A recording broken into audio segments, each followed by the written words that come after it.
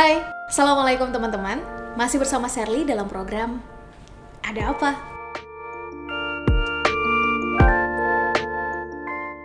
Teman-teman, akhir-akhir ini Sherly dan tim sering mendengar dan menemukan istilah minimalism atau gaya hidup minimalis yang beredar di sosial media. Dan Sherly yakin teman-teman juga pernah mendengar atau menemukan istilah itu. Sherly dan tim akhirnya mencoba mengamati dan ternyata banyak sekali anak muda yang tergiur untuk mengikuti gaya hidup minimalism ini. Namun sebagiannya lagi ada juga yang menolak dengan anggapan hidup minimalis itu sama dengan mirip, pelit, dan membosankan. Nah, berangkat dari situ, Sherly dan tim akhirnya mencoba melakukan riset kecil-kecilan mengenai minimalism atau gaya hidup minimalis. Tujuannya sih sebetulnya sederhana, setidaknya kita tahu apa itu minimalism dan baik nggak sih buat kita? Seperti biasa teman-teman, video Ada Apa akan dibahas dari 3 sudut pandang. Pertama, apa itu minimalism? Yang kedua, kenapa minimalism ini penting untuk kita terapkan? Dan yang ketiga, gimana cara agar kita bisa hidup lebih minimalis? Teman-teman, kita semua boleh jadi punya definisi yang berbeda. Ada yang menganggap minimalis itu adalah saat warna baju kita nggak macem-macem. Ada yang menilai minimalis itu punya barang yang sedikit, dan sebagainya. Nah, untuk menyamakan persepsi, maka Sherly dan tim menyiapkan setidaknya 2 definisi yang cocok untuk pembahasan kali ini. Definisi yang pertama adalah dari Caleb Becky, seorang pakar kesehatan yang bekerja di Maple Holistic.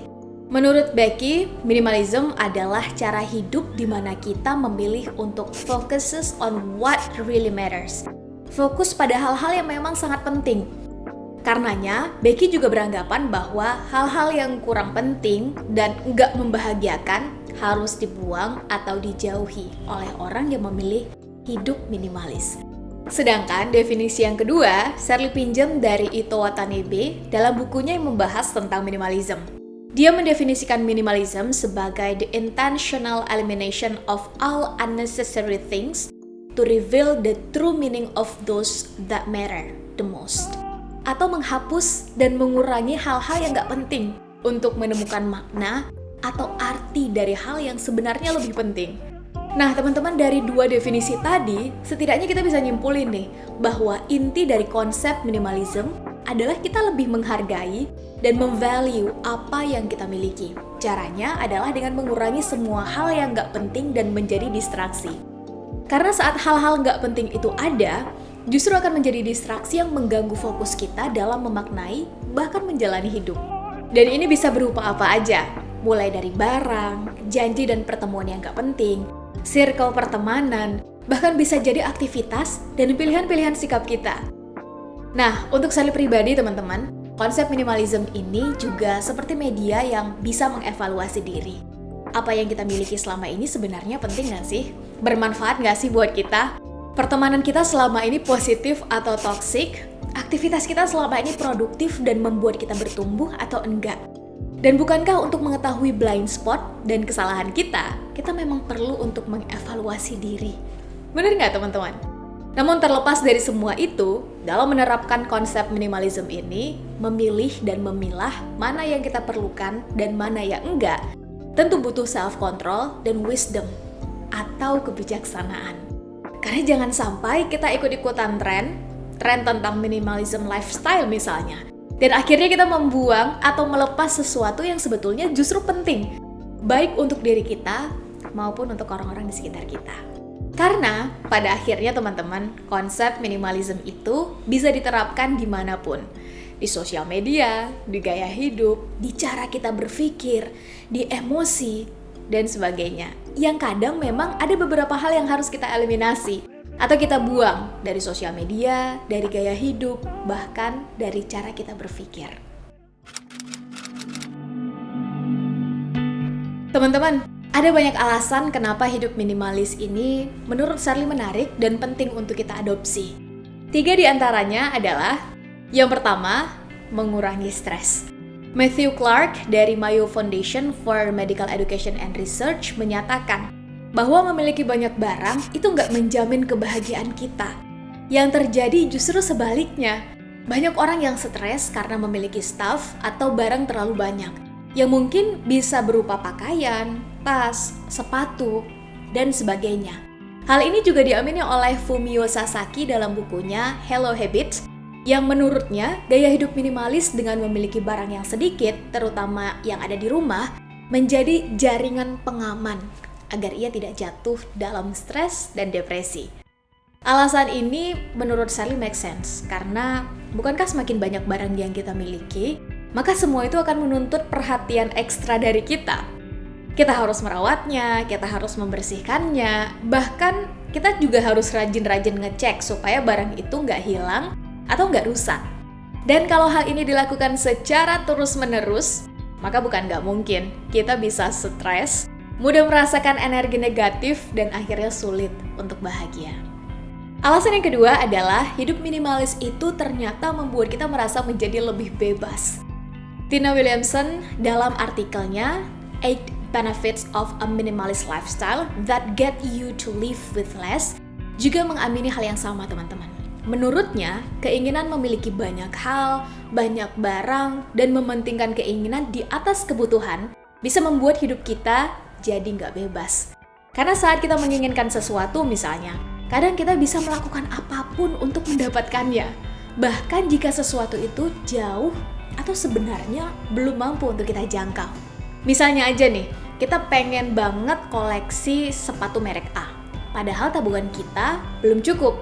Alhasil, kita bisa meminjam uang hanya untuk membeli sepatu tadi dan akhirnya terlilit dengan hutang. Dan ini bikin hidup kita jadi nggak nyaman, nggak bebas, bahkan nggak aman. Benar nggak teman-teman? Waktu yang harusnya bisa kita gunakan untuk mengembangkan diri secara bebas pada hal-hal positif, jadi hilang begitu aja. Karenanya, yuk terapkan minimalis lifestyle supaya kita punya kebebasan untuk berkarya, belajar, dan bertumbuh sebagaimana mestinya. Alasan yang ketiga, kenapa minimalism ini patut kita adopsi adalah untuk meningkatkan fokus dan produktivitas.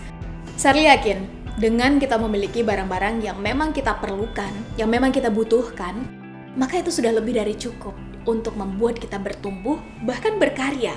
Bahkan bisa jadi kita jauh lebih fokus dan jauh lebih produktif, karena minimnya distraksi yang ada di sekitar kita.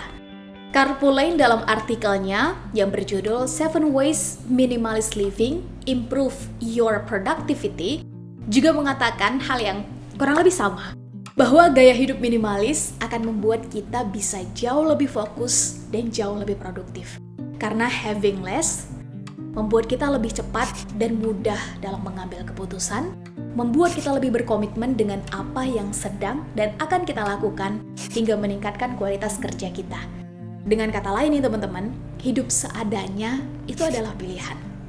Having less itu bukan berarti kita nggak mampu, bukan berarti kita kuno atau ketinggalan zaman, dan bukan berarti juga kita nggak tahu dengan tren, tapi kita memilih untuk mengoptimalkan apa yang ada agar lebih fokus dan produktif. Untuk itu, yuk having less and do more positive things. Nah, lewat video kali ini, Shirley dan tim Ada Apa pengen berbagi 5 tips gimana caranya kita bisa hidup lebih simpel dan lebih minimalis. Tips yang pertama adalah fokus pada kebutuhan, bukan keinginan. Teman-teman sadar nggak sih kalau kita sering kali beli barang yang sebenarnya nggak kita butuhin? Let's be honest with ourselves. Yuk, jujur dengan diri kita sendiri. Kalau jawabannya iya, berarti kita belum bisa ngebedain mana yang kebutuhan dan mana yang keinginan. Atau mungkin kita sebenarnya udah bisa nih ngebedain keduanya, tapi kita memilih untuk tutup mata, nggak mau tahu, demi memenuhi hasrat keinginan kita. Benar nggak teman-teman? Dan ini adalah hal yang wajar, terlebih kita anak muda yang memang egonya masih tinggi. Ingin ini, ingin itu, pengen ini, pengen itu. Tapi wajar itu bukan berarti harus diteruskan, lalu jadi kebiasaan loh teman-teman. Suka nggak suka, mau nggak mau, kita harus siap dan bisa mengendalikan serta mengontrol ego kita. Salah satunya bisa dengan cara diamkan keinginan kita itu selama 7 hari. Misalnya nih, teman-teman mau beli barang, atau mau ikut satu kegiatan misalnya, atau bahkan mau melakukan sesuatu yang teman-teman pengen banget, namun harus mengeluarkan modal yang lumayan. Nah, ada baiknya keinginan itu nggak langsung dipenuhi, melainkan coba diamkan dulu selama 7 hari. Nah, selama 7 hari ini, teman-teman bisa memikir ulang. Ini adalah waktu yang sangat cukup untuk kita coba berefleksi dengan menggunakan logika. Apakah kita benar-benar butuh? Kalau iya, apakah itu akan bermanfaat? Siapa yang akan mendapatkan manfaatnya? Kalau kita beli barang itu misalnya, bagaimana impact-nya terhadap orang-orang tersayang kita? Apakah lebih banyak negatifnya? Apakah kita mau bertanggung jawab untuk mengurusi dan menjaga barang itu sampai seterusnya? Dan munculkan pertanyaan-pertanyaan sejenisnya. Kuncinya, fokus pada pemenuhan kebutuhan, bukan pada pemenuhan keinginan. Karena keinginan itu nggak akan ada habisnya, teman-teman. Satu keinginan terpenuhi, maka akan muncul keinginan lagi dan lagi. Teman-teman, yuk kita ingat lagi quotes dari Fernand Howard ini. You have succeeded in life when all you really want is only what you really need. Kita dinilai berhasil dalam hidup adalah saat apa yang kita inginkan adalah apa yang benar-benar kita butuhkan, bukan sebaliknya. Tips yang kedua adalah declutter, atau memilih dan memilah barang mana yang masih kita butuhkan dan mana yang udah nggak kita butuhkan lagi. Karena kebiasaan manusia pada umumnya adalah hobi menimbun barang dengan alasan, aduh sayang banget kalau barang ini dibuang. Bener nggak? Well, ini wajar kok teman-teman. Apalagi kalau barang itu adalah sesuatu yang memang kita suka. Padahal, menurut Matthew Clark dari Mayo Foundation for Medical Education and Research, menimbun terlalu banyak barang itu nggak selalu baik kok buat kita. Seringkali kebanyakan barang justru akan membuat kita stres, capek, bahkan merasa terganggu. Karenanya, menurut Matthew, decluttering atau mengurangi barang yang kita miliki bisa jadi menjadi salah satu solusinya. Dan mengurangi itu bukan berarti membuang begitu saja. Karena menurut Sally, barang yang udah nggak kita pakai tetap bisa dimanfaatkan kok. Kita bisa memberikannya kepada orang yang mungkin lebih membutuhkan misalnya. Terkadang barang itu mungkin terkesan sepele untuk kita, namun belum tentu buat mereka. Mari kita ingat bahwa apa yang kecil untuk kita bisa jadi memiliki nilai yang sangat berharga di mata orang lain. Atau teman-teman bisa menjualnya, terus uangnya bisa teman-teman berikan kepada orang yang jauh lebih membutuhkan misalnya. Dan masih banyak lagi cara lainnya untuk mengurangi barang kita yang gak terlalu penting. Tips selanjutnya adalah emotional minimalism, yaitu menyederhanakan cara kita berpikir, cara kita merasa, dan cara kita merespon sesuatu. Karena minimalism itu nggak cuma soal barang atau benda kok teman-teman, tapi juga emosi, cara berpikir, cara kita merespon sesuatu yang ada di sekitar kita. Menurut Greg Levin dalam bukunya Minimalism, emotional minimalism bukan berarti kita mengeliminasi atau membuang semua emosi kita. Justru dalam hal ini, kita harus tahu nih teman-teman apa yang kita rasakan, apa penyebabnya, namun mengeluarkan emosi itu dengan cara yang sehat dan bijak. Singkatnya teman-teman, kita sebetulnya nggak perlu buang-buang tenaga buat marah-marah, buat balas dendam, atau sedih berkepanjangan atas sesuatu. Dan menurut Levin, emotional minimalism ini membuat kita tetap bisa berempati dan terkoneksi dengan orang lain. Bahkan meskipun kita sedang merasa marah dengan orang itu. Tips yang keempat adalah start with a small habit but do it regularly.